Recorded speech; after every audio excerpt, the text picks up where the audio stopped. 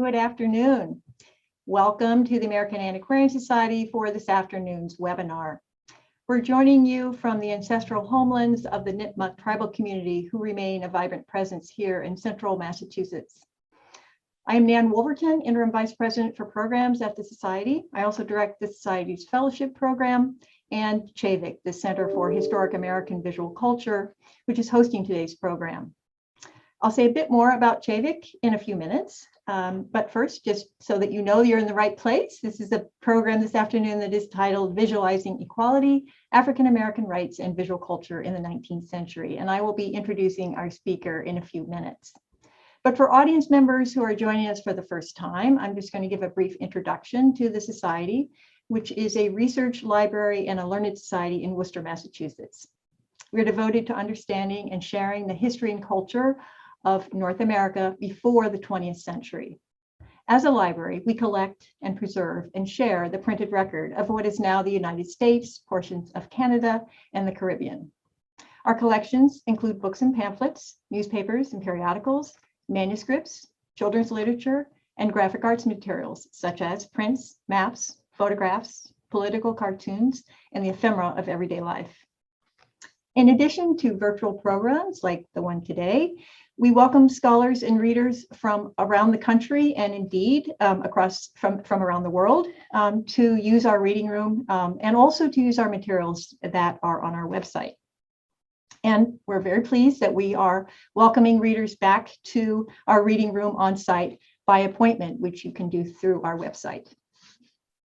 The Center for Historic American Visual Culture at the Society was established to promote the use of visual culture for research and teaching. It supports programs such as seminars, webinars, workshops, symposia, and conferences to help researchers learn about how visual materials can inform their work and to help public audiences learn about how the visual record impacted the many individual stories of our collective past. You can learn more about CHAVIC and its programs on our website. I'm joined this evening by my colleague, Amanda Kondek, Digitization Coordinator, and I'm going to ask Amanda to turn on her video so that she can explain some of the logistics of the format for today's program. Hello, Amanda. Hi, Nan. Thank you, and welcome, everyone. The chat function is open, so feel free to send your comments to everyone. And throughout the presentation, I will also be posting additional information and links in the chat relating to our speaker, AAS, and CHAVIC. And you should be able to save the chat by clicking on the 3 dots in the chat window. If you have any problems with your visual or audio settings, you could also message me privately in the chat. For the Q&A portion of the program, we'll be using the Q&A function, which is located on the top or bottom of your Zoom screen. If you have any questions for our presenter during or after their presentation, please type them in there. And as attendees, you'll also have the option to upvote your favorite questions by selecting the thumbs up icon. And we'll get to these questions at the end of the presentation. Closed captioning is also available as an option for this afternoon's webinar via Zoom's live transcription function. You can turn the closed captioning on and off with the button labeled CC. And finally, I would like to let everyone know we are recording this program and we'll make it available on our website and YouTube channel. So thank you, Nan. Back to you. Excellent. Thank you so much, Amanda. And now it is my great pleasure to introduce Aston Gonzalez, who will be speaking to us today. Aston is Associate Professor of History at Salisbury University, where he teaches graduate and undergraduate courses on African American history and U.S. history. His book, Visualizing Equality, African American Rights and Visual Culture in the 19th Century, was published by the University of North Carolina Press in 2020. He holds a PhD in history from the University of Michigan and earned bachelor degrees in history and English from Williams College. Aston was a J. and Deborah Last Fellow at the American Antiquarian Society back in 2011, and he was elected to membership at the Society recently in 2021. Aston, welcome, and I'm going to turn things over to you. Great, thank you so much, Nan, and thank you to the AAS for having me. It's a wonderful return, a digital return, if you will. But the moments that I first stepped foot in the under the dome there in Worcester, I was really impressed with the incredible materials that were available for my project. And so I'm very happy that that research resulted not only in my dissertation, but then later in this book, that was published last year by UNC Press. So thank you very much for having me, and I'm really pleased to share this with all of you who are watching at home.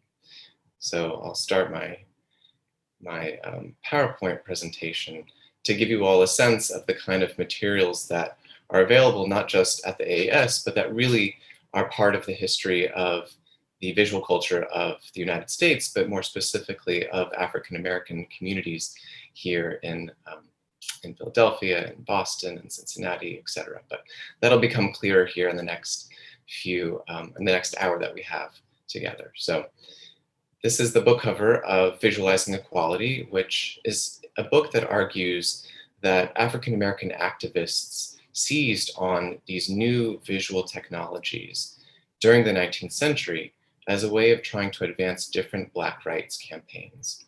So the project really focuses on the period between 1830 and 1880 as a way of understanding how Black people understood the stakes of images and the ways that they were shaping the way that individuals thought about rights, about Black folks, about citizenship. And it becomes clear that these individuals, right across the East Coast in particular, that I write my book on, really understood images as a means of changing the way that African Americans lived in the country. Right? I'll explain a little bit more about my process and methodology as the presentation continues, but I think images are a very valuable way of understanding, not just illustrating what the past was, but really serving as evidence for how African Americans understood the crises that they lived through and that they survived, and the way that they tried to shape their everyday lives and the future, right? Not just for their own communities, but for the whole nation. So I want to take a moment to start here in Philadelphia, because this is a place where free Black communities or a free Black community and institutions really grew and solidified here around the turn of the 19th century. And so some of the individuals that we think about during this time are Reverend Richard Allen, who you see here on the left, and the kinds of Black churches, for example, that are really creating a home for African Americans, right, in the face of the kinds of discrimination that they had experienced in Philadelphia since the 17th century. So the images that I have here, I think, really demonstrate some of the gains that African Americans had made by the early 19th century, right? These Black institutions and Black leaders served as an incredible sort of rallying point, or locations and individuals around whom and for whom the Black community in Philadelphia established a foothold for Black education, for advanced employment, right, for corporations, right? For example, the AME Church, the African Methodist Episcopal Church, is incorporated, right? So we think about the legal structures that African Americans are seizing upon to solidify and strengthen and safeguard themselves and their community during this time. But also the images themselves here, I think, demonstrate that African Americans knew the importance of what images could do and what they were about during this period. So at this point in the 19th century, lithography is very common, but that changes over the course of the 19th century to showcase not just people with lithographs and engravings, but then later, of course, daguerreotypes, cartes-de-visites, cabinet cards. And I'll talk a little bit about this change in the visual technologies of the century as the talk continues, because it really enables audiences to see and experience African American communities in a very different way. And most importantly, when Black image producers have this technology available to them, they understand that if they shape the kinds of images that are created, if they create those images themselves and circulate them to children, to adults, right, they can influence the way that individuals think about, broader audiences think about race and Black communities more broadly. We also know during this era that African Americans are vilified using print culture. So this is one of the images that is part of a series, the Life in Philadelphia series, that's begun in 1829 and actually it continues on in the early years of the 1830s, and actually transforms and is transformed by artists who create a Life in New York series, for example, that spreads across the Atlantic and is sold in London. But this image, I think, demonstrates the ways that African Americans are depicted, right? There are many ways that racial stereotypes appear in this era. And I think we really need to understand this kind of background, this visual context for what existed when African American image creators began to make images that were used to advance the anti-slavery campaigns of the era, as well as to argue for the importance of free Black voting rights and the ability for Black men to serve in the Union Army as the Civil War unfolds. So this image here really makes fun of both Black men and women as a way of saying that they don't belong in genteel culture, that try as they might, despite the fact that they might, acquire capital with which they could afford clothing and these different kinds of items like a parasol and a fan and a cane, for example, very expensive clothing that you see in the image here, that they don't belong in high society. They don't belong to a genteel culture in Philadelphia. And that's how African Americans are vilified in this series.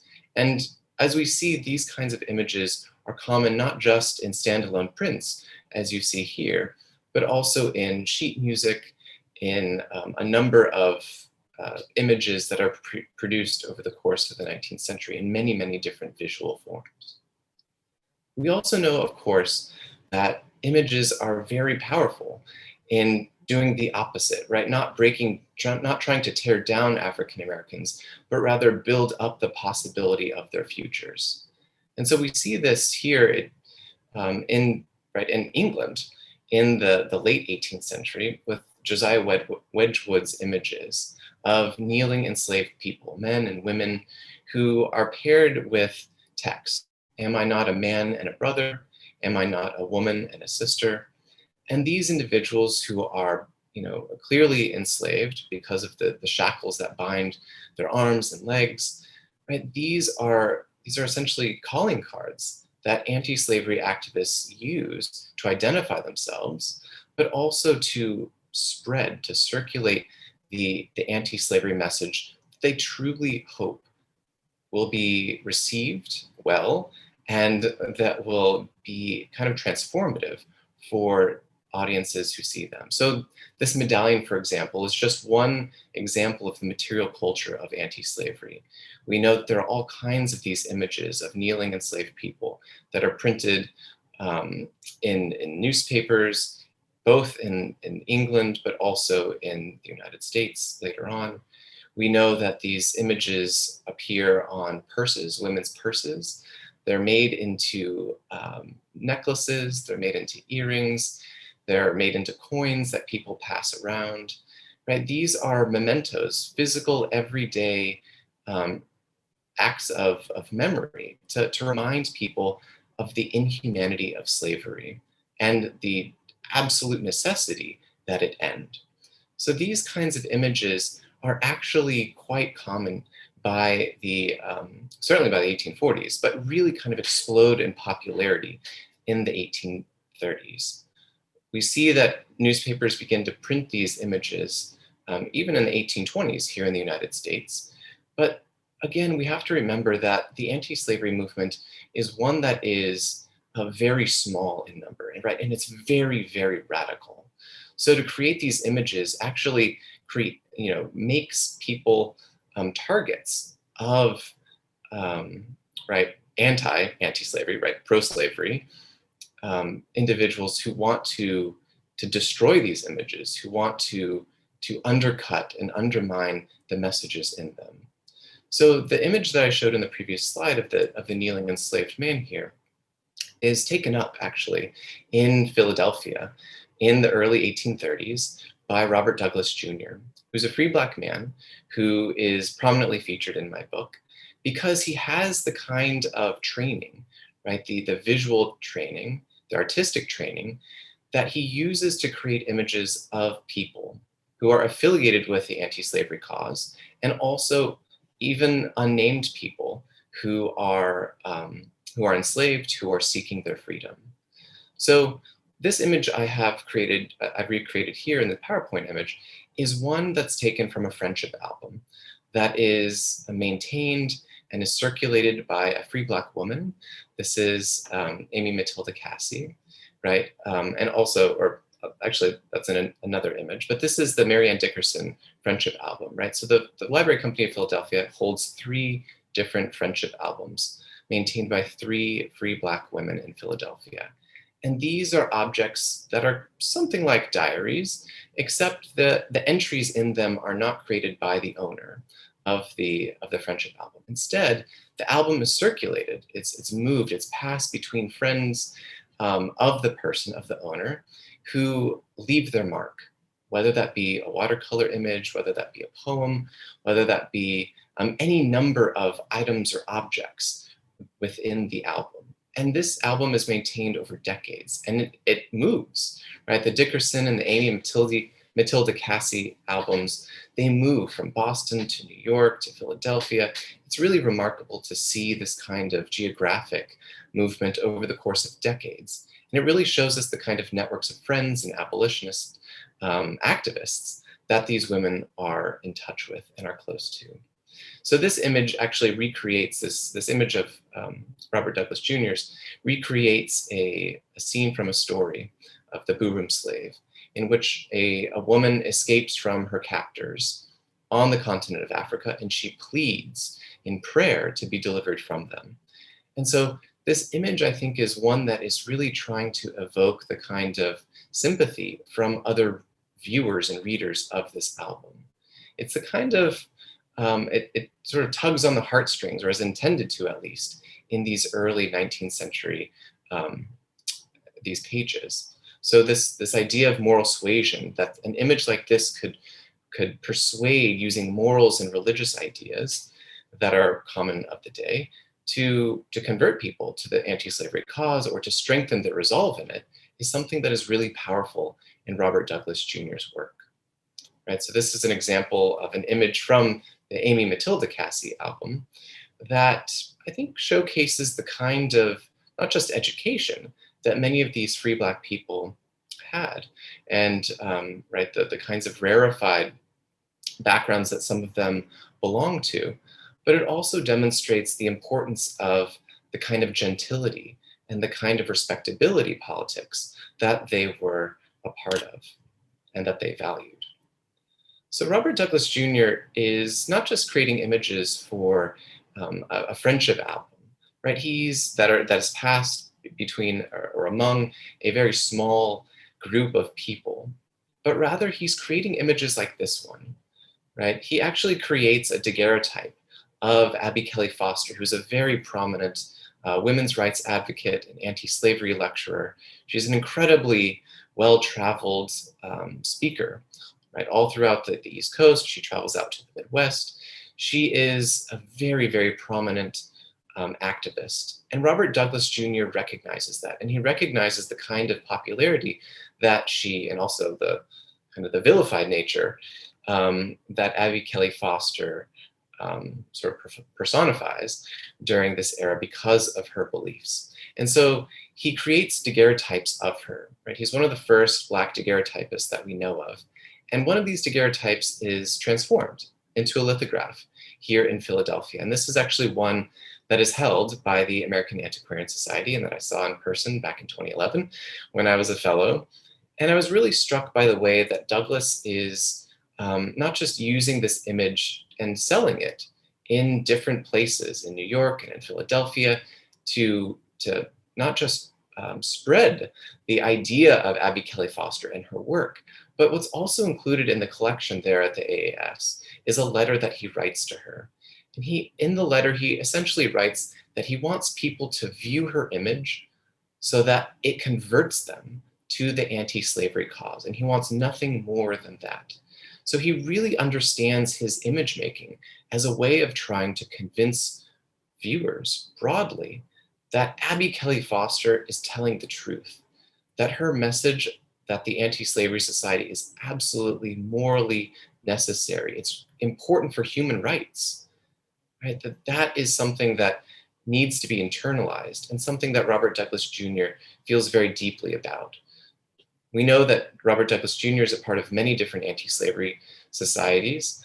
He helps to create a literary society for free Black men in the early 1830s. So the kinds of civic work that he's a part of overlaps perfectly with the kind of message that he shares with Abby Kelly Foster, and that is thankfully saved and preserved here at the AAS. So Robert Douglas Jr. is also creating images of close family friends who are part of the anti-slavery movement. And many of you recognize this image of William Lloyd Garrison, who is the publisher of the Liberator, right, a very, very powerful and popular anti-slavery newspaper founded in 1831. He's also one of the mainstay leaders of the American Anti-Slavery Society. And Robert Douglas Jr. creates this lithograph, right, himself of William Lloyd Garrison and sells it in Philadelphia. So we see that Robert Douglas Jr. is not caricaturing William Lloyd Garrison in any way, which is actually common of the era, that anti-slavery activists would be caricatured in image or in print, but rather he demonstrates Garrison's intellect. He demonstrates his resolve here in this image by using the kind of the well-established ideas of portraiture, of oil paintings, for example, to depict the kind of respectability that William Lloyd Garrison is personifying here. We know that Robert Douglas Jr. is also highlighting the achievements of free Black people in Philadelphia. So this, for example, is an image that Robert Douglas Jr. That is created after a daguerreotype, again, of Robert Douglas Jr.'s. This is an image of Francis Johnson. He also goes by Frank Johnson, and he is an incredibly successful Black composer and band leader, right? He is the first Black composer that we know of, right? Musical composer here in the United States. And you see in this image the kinds of the items that mark Johnson as successful, that demonstrate the kind of work that he's, the line of work that he's in. We see the quill, the inkwell, the notes that he has written on the score that he's written, and as demonstrated, that is sort of upturned there on the table, and of course also his bugle. Again, right, it's very important, I think, in this era to demonstrate the kind of background that somebody is from, not just a class background, but the kind of intellectual and mental background that is signified by their clothing. And that's, I think, in part why Frank Johnson is shown here in such a respectable attire, right, with his cravat and his very thoughtful, I think, gaze here. Nothing is caricatured in the way that Edward Williams Clay's figures in the Life of Philadelphia series demonstrate here. But again, right, this image sort of resonated for me in part because of its parallel, I think, to a very powerful image for many of us who have been to the AAS and seen this in person. Right, this is the frontispiece of Phyllis Wheatley's poems on various subjects, religious and moral, which is published in 1773. It too shows her as a thoughtful intellectual here, right? The way that her gaze is directed sort of away from the viewer, but that she has this hand that's resting on her face or near her face, with her index finger pointed to her head, right, to demonstrate her mental acumen. In addition to, of course, the fact that she's actually in the process of writing. So this, again, the inkwell, the quill, the paper with her writing on it, I think really demonstrates the kind of parallels here that signify the capabilities of African Americans as a way of demonstrating what is possible for Black folks, despite the fact that, of course, Phyllis Wheatley was enslaved, and there's an unbelievable number of racial restrictions that Francis Johnson and other African Americans faced in the United States in the 1830s and beyond. So this image, I want to return to this image of the kneeling enslaved person as a way of transitioning to another artist, Patrick Henry Reason, who's a free Black man who was born in New York City. And he really seizes on this image of the kneeling enslaved man and woman, and he adds something new, right? I think it's important to really understand how the text and image can work together, and how artists and publishers really imagine the message of an image to be shaped, at least in part, by the text that accompanies it. So here we see under the portrait of sorts, here on the right, that is created by Patrick Henry Reason, the text engraved by P. Reason, a colored young man of the city of New York, 1835. Right? Every single word is intentional. Every single word here that is added is deliberate. And so it's important, I think, that somebody, we don't know if it's Patrick Henry Reason or a publisher or some other, or another artist, but that they include the words engraved, right? The fact that a free Black man, right? Of course, they use the word colored in 1835 here in this image, but also of New York, the year, right? And he's named. And this is all important way of signaling to viewers of this frontispiece that was published in a very popular religious publication, right? This is Lydia Maria Child's book, The Fountain for Every Day in the Year, which reminded viewers every single day when they opened up a page to read a religious or a biblical quote here, that slavery was wrong, right? It was a constant reminder that those readers needed to do the work. They needed to push the anti-slavery movement further. They needed to ensure that there is a future for Black people beyond slavery here in the United States. Right, so the image here on the left, I think, is one that demonstrates how Reason uses that image, but changes it a little bit. There are artistic differences here that are important. And right, of course, the medium is important here. It's a book, right? And that frontispiece is one that is, right, it's a format that Patrick Henry Reason is familiar with.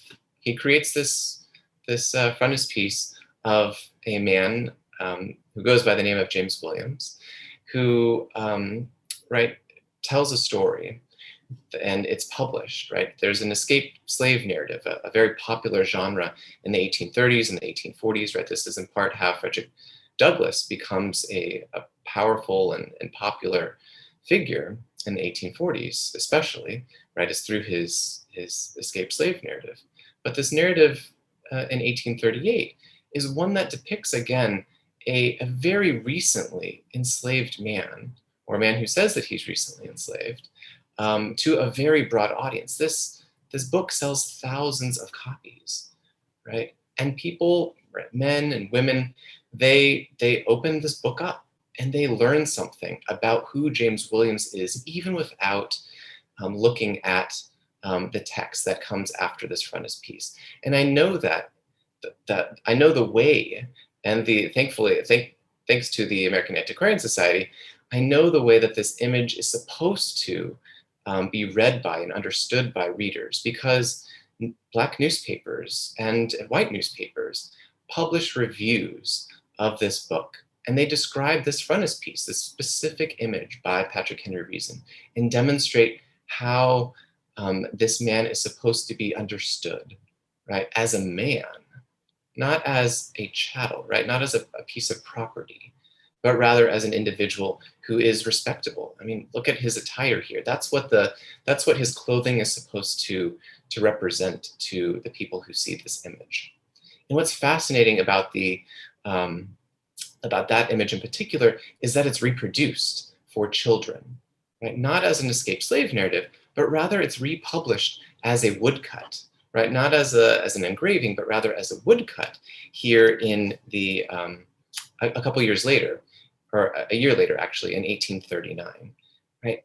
This is published in The Slave's Friend, which again accompanies the image with really fascinating text that demonstrates how the image is supposed to be read or intended to be read by viewers, right? Who are young, who are very young children, right? A free colored American, it reads. This is a picture of a free man. He is not an African, but one of those Americans called Africans. Either he or his forefathers were once slaves. He now breathes the sweet air of liberty and looks like a man. So we can talk a little bit about the importance of gender here, right, in these images. But I just wanted to highlight that transformation of one type of image into another, and from one audience to another, that is really something that Black image makers are really hoping their images will undergo, so that they can reach more people. Pro-slavery individuals recognize the danger of these images that really signify the equality of Black people, or the intended equality of Black people in political and social ways. And so what happens in the 1830s is copies of The Slave's Friend, specifically, and other anti-slavery literature are confiscated and burned, not just in Charleston, South Carolina, but also in Philadelphia here in the 1830s. And this is a quick visual representation of that kind of destruction. Right? But we know, of course, too, that Patrick Henry Reason is not just sort of recording the experiences of enslaved people who have found their way to freedom, but also of free Black people who are incredible pillars of their communities. So Patrick Henry Reason, for example, is very involved in the anti-slavery movement. He attends a convention in 1841 to expand free Black voting rights for men in New York State. And we know that he's also part of a religious community that has at its helm this man, Reverend Peter Williams Jr., here in New York City, which is a community that suffers from racial violence, right? We know that Reverend Williams's his church is attacked by mobs in a show of anger about the success that free Black communities there, or the free Black community there in New York, had achieved. But this is an image that is actually produced after the death of Reverend Williams, and that's in part, right, it's because Reason wants people to remember Williams, but also as a way of commemorating all of his actions related to the expansion of Black children's education, about the ways that he sustained the religious community that he led, and that he was a mainstay of the free Black population there in New York in the face of incredible violence. Right, so I've spoken a little bit about the ways that free Black people like Robert Douglas Jr. and Patrick Henry Reason used lithographs and daguerreotypes, engravings, and also how publications like The Slave's Friend, right, used woodcuts to expand the readership and the audience for anti-slavery. But Black folks also recognized that there is a really powerful and very, very popular medium that really regains steam here in the 1840s, late 1840s. And this is the moving panorama. So the panorama had actually been around for a very long time, for several decades, and was especially popular in Europe in the late 1790s and also into the early 19th century. But it has a revival here in the 1840s and 1850s. And I think many of our viewers know about John Banford's panorama, which depicts scenes along the Mississippi River. And just to give a little bit of sort of logistical background, a moving panorama is essentially a long stretch of canvas, or multiple pieces of canvas that are woven together, and they are rotated between two cylinders here. So if you think of a scroll, for example, right? And the image here, I think, demonstrates what that moving panorama looks like. And it's backlit often with a window or sometimes even fire. So this can be a very dangerous kind of a viewing experience here in the 1840s and the 1850s. But what's really popular in the 1840s and 50s are panoramas, moving panoramas of landscapes, right? So you can see that here in this image, and it's something that John Banvard becomes very wealthy from, right?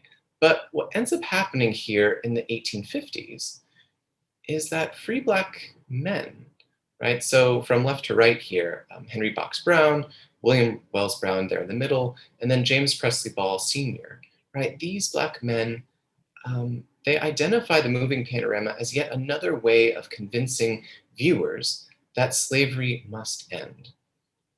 And so they use the moving panorama to depict scenes of slavery, right? Each of them creates a moving panorama that they tour in many cities, including Cleveland, Cincinnati, Boston, and then two of them, the Browns here, Henry Box Brown and William Wells Brown, they take their moving panorama across the Atlantic and tour them in England, in Wales, in Scotland, and in Ireland, right? And I think many of our viewers will be familiar with Henry Box Brown in particular, because he's a man who's well known for escaping from slavery by shipping himself with some help in a box from Virginia to anti-slavery activists there in Philadelphia. And so he's a man who he recognizes the importance of telling his story, right? He goes on the lecture circuit, as does William Wells Brown, who's also a very prolific writer, a playwright. William Wells Brown is a fascinating writer because of the many genres, well, for many reasons, including the many genres that he writes in. And very recently, actually, maybe several years ago, 5-6 years ago, I think, the AAS featured a number of programs related to William Wells Brown and his literary output.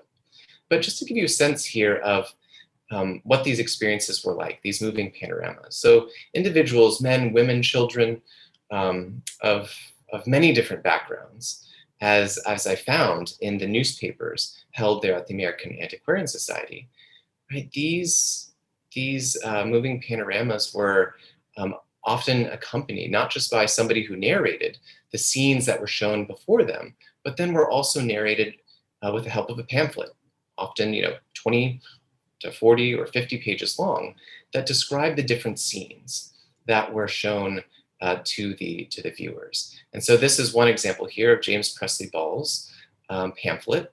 And even though these moving panoramas, these very large scrolls, if you will, are no longer extant, or we don't know where they are, these in particular, their records, the records of what they showed, are here in this text, right? In these pamphlets, in these descriptions. So here's the frontispiece, the cover image of William Wells Brown's pamphlet, for example.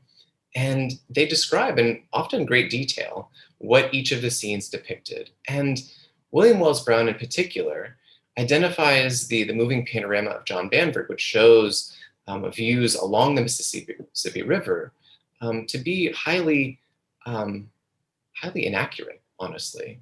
He really criticizes the way that enslaved people are depicted. Instead of showing the truth, right, the barbarities and the horrors of slavery, John Banvard shows these beautiful, estates of sugar plantations. He shows these enormous mansions created by enslaved people for enslavers. And William Wells Brown, a formerly enslaved man, says not so fast, right? And he specifically creates his moving panorama in response to that lack of honesty he sees here in Banvard's panorama. So these images are powerful for many, many individuals. And there are reviews of these moving panoramas, and individuals are writing about how they were moved by the graphic scenes and by also the landscape views.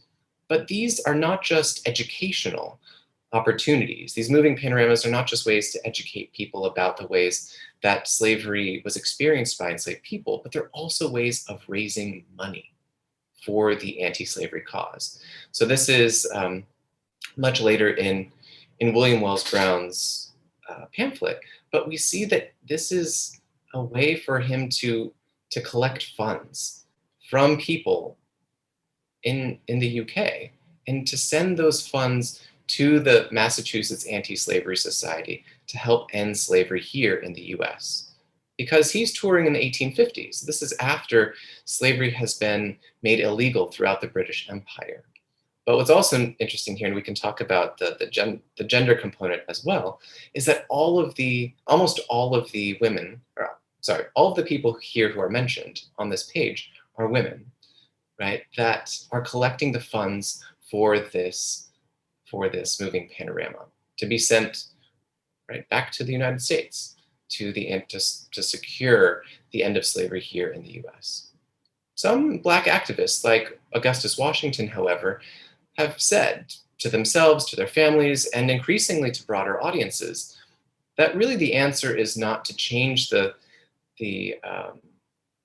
day-to-day lives of African Americans in the US specifically, but rather to change their circumstances by moving abroad, by moving to places like Liberia or Haiti, to emigrate to places where there is a Black government, where there are Black governmental officials, where Black people can vote, where Black people can own land, and they can educate their children without the specter of racism, anti-Black racism constantly rearing its ugly head.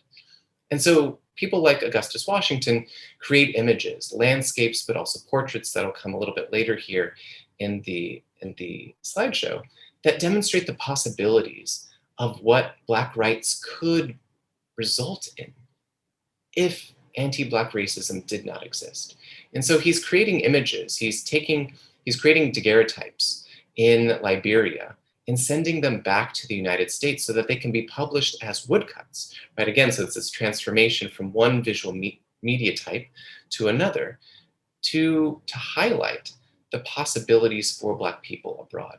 Because we know that daguerreotypes are one-offs, right? They are delicate, they're made of glass, they can't be reproduced easily or quickly. In fact, it would take a very long time to reproduce as many images as daguerreotypes as it would for an engraving or a woodcut, for example. So what we have here is Augustus Washington, who's using his skills as a portrait taker he really cuts his teeth in Hartford, Connecticut, and he emigrates, he moves to Liberia and really tries to convince people. He works closely with the American Colonization Society's auxiliary right in New York, the New York State Colonization Society, to convince more people, more Black people, to move to Liberia. But he also shows in portraits what is possible for Black people. Here we have two individuals, Edward James Roy, who actually later becomes the president of Liberia. At this point, in the image on the left, he's a senator. But we also see James Skivering Smith, right? These two politicians, two Black men who have this station in the government that is simply impossible in the United States at this time. And Washington wants people to know that this is possible, right? And these images can circulate and demonstrate what is a future for Black people if they decide to leave and decide to make a new home on the continent of Africa. So these images are two of many that Augustus Washington maintains and that are kept there at the Smithsonian. But I want us to return to James Presley Ball here, because he's not just a moving panorama curator. He's a very prominent photographer in Cincinnati, right? In fact, one of the reasons why he can create this moving panorama in the 1850s is because he's enjoyed so much success. He's opened several photographic studios there in Cincinnati in the 1840s and into the 1850s and 1860s. And he captures this image, which we have a record of in the autobiography of Levi Coffin, right? A very prominent white conductor on the Underground Railroad, right? And this image, as we learn from that autobiography, is a record of this one woman who's seated here in the middle, of her escape from freedom, or from slavery to freedom. Right? We see that two Union soldiers here, and they're named, yet unfortunately she is not, both in the biography and then also on the back of this carte-de-visite, right? That this is a record of the kind of story of hope and of promise, right? That this one woman escapes from being sold to a brothel in Kentucky, and she finds her way to Union lines during the Civil War, and she is guided with the help of these two Union soldiers to Cincinnati, and she travels on the streets of Cincinnati, fully clothed, right, from head to toe. Nobody can see any particular part of her person, right? Her hands are covered with gloves, her face is covered with a veil. She has a very long dress that actually belongs to Levi Coffin's family members, or a family member. And so we know that she is secreted through the city as a fugitive from slavery. And she goes to a Black photographer's studio, and he captures this very provocative image, which could at first be read as one that highlights the precarity of her status as a quasi-free person. But then, right, it seems very dangerous, of course, that at least one of these guns is what is pointed at her head. So we know that actually these two men are protecting her and not confiscating her in the ways that pro-slavery folks would use that language, but rather that they're guiding her to freedom. Right? And this is something that, if we put it within the broader context of the visual culture of the Civil War and African Americans during this time, is different. Right? We see these images of Union soldiers, for example. Right? This man whose name is alternatively given as Gordon, and other names here, Peter, that are circulated in newspapers. And one thing too to highlight here, I'll go back a slide, is to demonstrate that this is a carte-de-visite that James Presley Ball creates, which is a very small image. It's about 2.5 by 3.5 inches wide and tall, and it is very, very affordable. And it can be copied, and usually is made in copies of 12. So this image is one that is probably one of 12, and we don't know where the other 11 are, assuming that those were made, but it demonstrates that these images can be very quickly and affordably and accessibly circulated among many, many people. And so this image here in the center of Gordon is actually first a daguerreotype and then made into carte-de-visite, and then also this image that is circulated as a woodcut in Harper's Weekly, which reaches more than 100,000 people in this 1 week alone. So James Presley Ball is responsible for creating many images of Black and white sitters. And so one of these images is of a Black sailor here that is captured here at some point during the Civil War. And it really testifies to the kinds of dedication that African Americans exhibited, right? Of course, there are debates between Black folks about whether they should enlist in the army, whether they should not. But we see that people like Edward Bannister, right, a free Black man in Boston, a photographer, a painter, right, that he also records this image of John Van Serly de Grasse here on the right. And even Frederick Douglass goes to James Presley Ball's studio in Cincinnati and records his portrait, his own portrait, one of many he takes or has created here in the 19th century. And these are sold. I found records of the image here on the left of Douglass being sold along the Mississippi, because James Presley Ball takes many portraits, many images of Douglass, and sells them as a way of circulating not just Douglass's ideas about ending slavery, but also the ways that Black people should deserve a place in American politics as elected politicians. And that actually becomes the case during Reconstruction.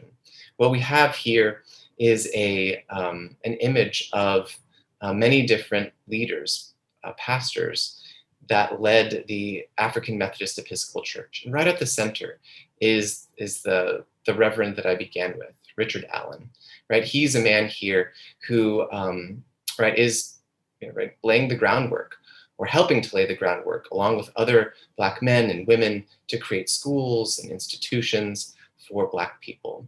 And this is all recorded by Black artists who really understand the importance of images and the way that they can shape the way that people think about Black people, Black institutions, and these really, really vociferous debates about slavery and rights during this era.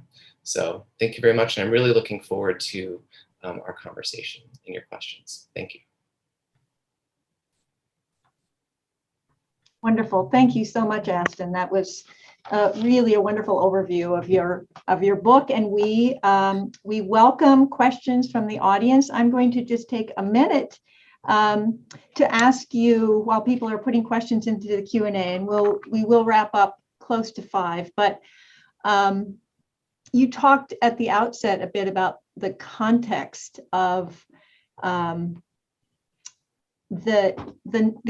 sheer quantity of images and the period within which Black image makers worked, and the pervasive imagery that was out there. And I'm wondering, just to think a little bit about your process, if you had to plow through a lot of that imagery, the racial stereotypes, all the things that we at the society see all too often, going across the reference desk. There's so much of it in so many genres, and just really disturbing images. And I'm wondering if in your research you were looking for something as a kind of alternative to that very pervasive imagery, or just sort of how you got interested in Black image makers, and then had to sort of determine which ones to include in your book. Right. So this project really began because I was doing research for a seminar paper in graduate school, and on images of fugitive slaves, right, deemed contraband during the Civil War, right? So these fugitives from slavery were often showed with very caricatured features and with caricatured ideas about Black people. And I recognized that all of the artists that were creating those images in Harper's Weekly and in Frank Leslie's illustrated newspaper were white artists. And I thought to myself, there must be Black artists who are creating images during this time, before this time. And I was pretty well versed in the image makers of the Harlem Renaissance. And I knew that there was this really powerful group of artists, visual artists, that lived later in the 19th century and into the 20th century. And I thought to myself, there must be Black people creating images during this earlier period. And so it was with some looking that I found them, right? In part, this is because there was an exhibition there at the University of Michigan's Clements Library that showcased an image by Patrick Henry Reason, right? This was the supplicant slave, the kneeling enslaved person that really set me on the path. I knew this person's name, and I did secondary research and then primary research to really find these individuals. And so I wasn't specifically looking for images that countered the racial stereotypes that are so common during this era, but I was really looking for the individuals and seeing what kinds of stories they might be trying to tell and what kinds of civic activities they were a part of, so I could get a sense of what kind of work they were deeply invested in, and how their images might reflect that. So. Got it. Yes. Thank you. So we do have some great questions here. First from Gail Colglazier, who asks, is anything known about where or how Douglas Jr. and Henry Patrick Reason got their training? Both were clearly skilled artists. Do you have a little bit you could say to that? Yeah, so there's I wish I knew more, though I know that Douglas trains with Thomas Sully there in Philadelphia, and he actually creates a path for himself, but with the help of a lot of individuals. So some of the correspondence that still exists between William Lloyd Garrison and his sister, she's a watercolor painter and a teacher. This is Sarah Mapps Douglas. She records how he finds difficulty, creating images as a portraitist. And he works as a sign painter. He does landscapes. He kind of is a visual jack of all trades in his early period. And so there's a way that it's very difficult, right, for African Americans to gain this kind of training and many other kinds of training during the 1830s and 40s because of systemic racism, because master craftsmen were simply unwilling. The overwhelming majority were unwilling to take Black apprentices, men or women, and especially women, during this time. So Reason, for example, he actually is lucky in that he finds an apprenticeship with a Britishman, Gimber. Stephen Gimber is his name, and he works with Gimber and at Gimber's firm for several years there in New York City. So that's part of where they get their visual start. Yeah. Wow. All right, Leanne Zaleski asks, are there as many images of women? So there are fewer images of women, though there are a number of images that are really telling about how Black women are creating images for themselves and really shaping the ways that they are perceived by broader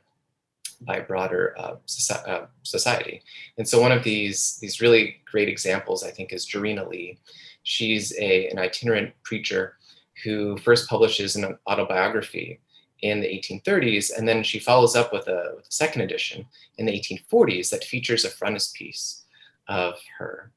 And again, it's a fascinating study in the ways that clothing is intended to reflect, right? This exterior material is intended to reflect an interior consciousness and power and respectability and intellect, and also the gendered politics of her being a preacher and the kinds of challenges that Black women faced, many Black women before her, who wanted to be recognized by the African Methodist Episcopal Church as ministers, yet they were not granted that.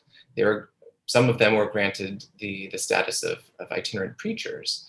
And so what we see is, this self-published autobiography of Jarena Lee and this image of her in it from the 1840s as one of, trying to solidify her place as a respectable individual who really is stepping outside the bounds of accepted womanhood at this time.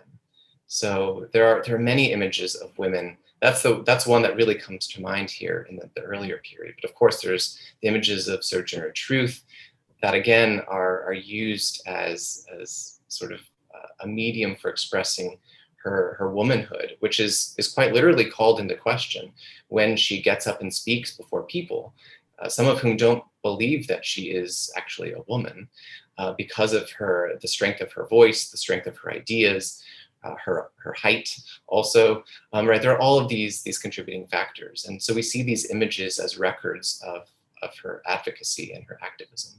Yeah, great. We still have more questions, so we'll try to get through as many as we can. Jennifer asks, can you elaborate more on the visual rhetoric of moral suasion in the 1820s and 30s? And she says, thanks for a wonderful presentation. Looks forward to immersing herself in your book. Thank you.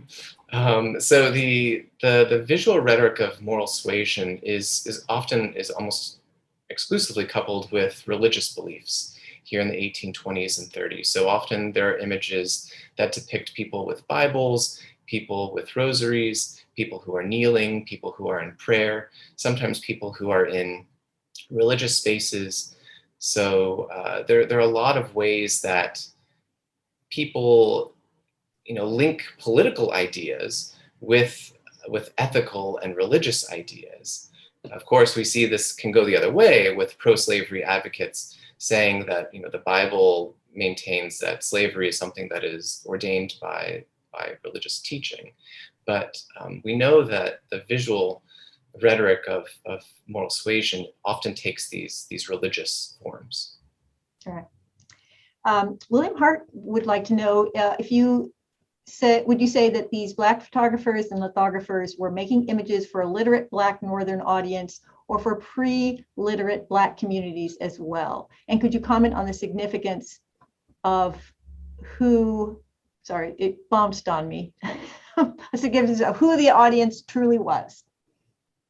So the Black photographers and lithographers that I write about, they're trying to convince many different audiences that slavery is wrong and that other Black rights campaigns should be supported.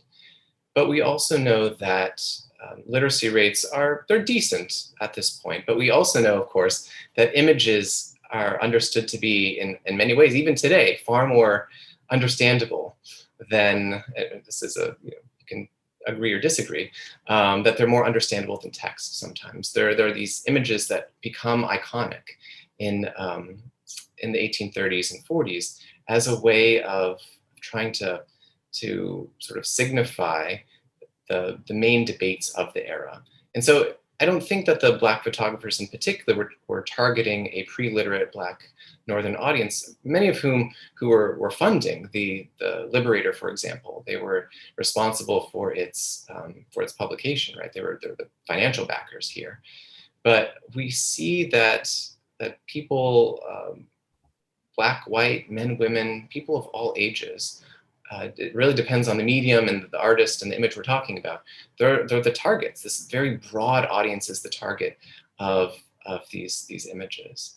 And the significance of the audience really depended on the medium.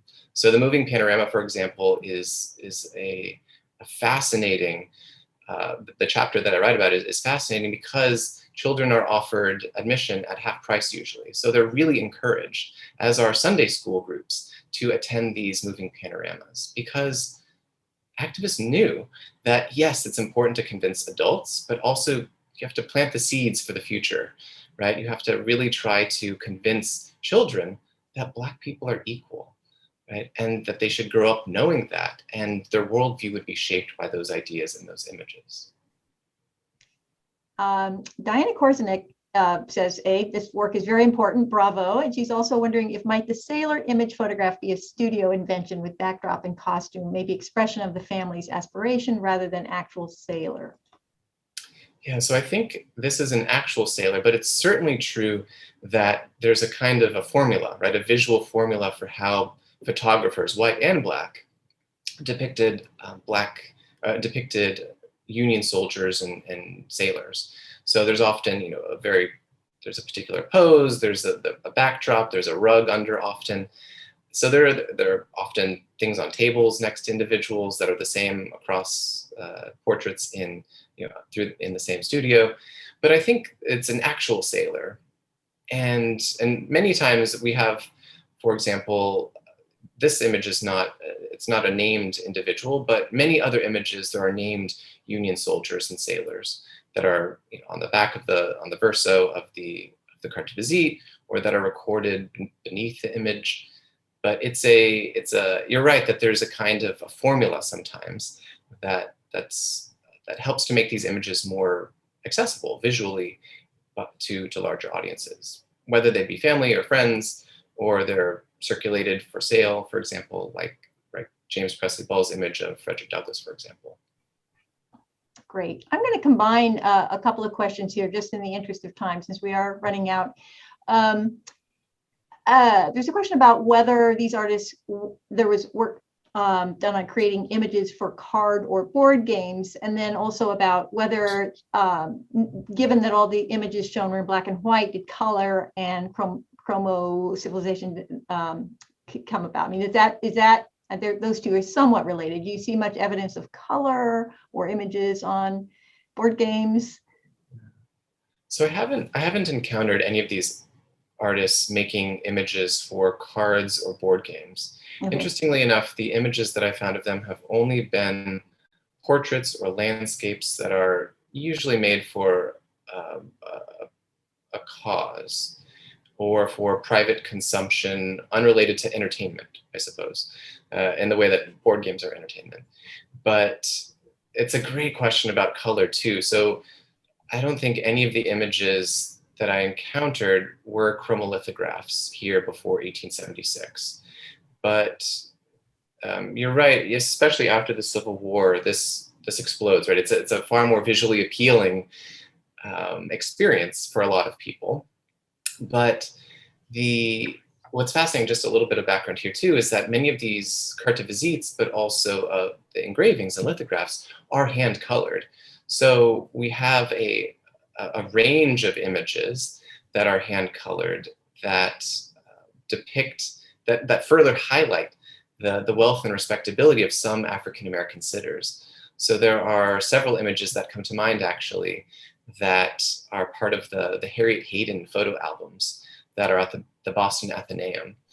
And some of them are hand colored to really highlight the expensive materials that some of the women and men are wearing. But after, the way that that visual culture is affected by chromolithography, I mean, the number of images explodes, of course, as the 19th century continues. And sometimes this is very helpful in the way of depicting African Americans as individuals who possess materials of wealth. Right. Well, I regret that we are past our time and there are a few questions left, but Aston may be able to address those separately if we provide him emails. So apologies for not getting to everyone. I do want to take just a minute, first to thank you so very much, Aston, for a fabulous presentation and follow-up Q&A. This has been really wonderful. I want to thank everyone for attending today, and also to let you know about some upcoming programs which you can register for on our website. But just very briefly, next week, a week from today, on the 17th at 7 p.m., we'll have a program with William Hart in conversation with David Silverman on Hart's recent book on performing Christianity in 18th century Mohawk country. On the next day, on the 18th, we have a book talk with Elizabeth McHenry on her book To Make Negro Literature, Tracing African American Authorship. Then on the 30th, Woody Holton will be speaking in conversation with Scott Casper on his book Liberty is Sweet.